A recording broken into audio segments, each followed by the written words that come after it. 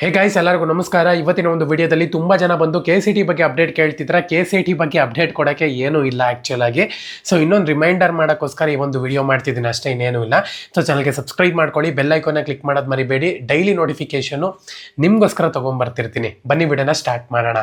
So ಮೊದಲನೇದಾಗಿ option entry ಆಗಿರ್ಬೋದು, ಮತ್ತು ನನ್ನ ಕಾಸ್ಟ್ ಆ್ಯಂಡ್ ಡೆಪಾಸಿಟ್ ಮಾಡಬೇಕು ಅಂದ್ರೂ ಕೂಡ ಕಂಪ್ಲೀಟಾಗಿ ಎಲ್ಲ ಡೇಟೂ ಕೂಡ ಕ್ಲೋಸ್ ಆಗಿಬಿಟ್ಟಿದೆ.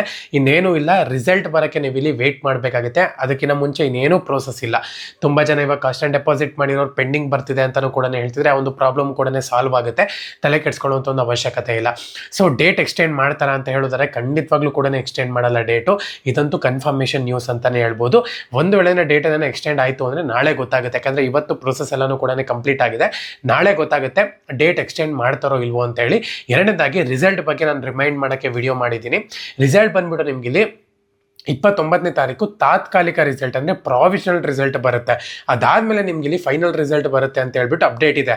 ಬಟ್ ಇದೇ ಫೈನಲ್ ಮಾಡ್ತಾರಾ ಅಂತ ಹೇಳಿ ನಮಗಿನ್ನೂ ಗೊತ್ತಿಲ್ಲ, ನೋಡಬೇಕಾಗತ್ತೆ.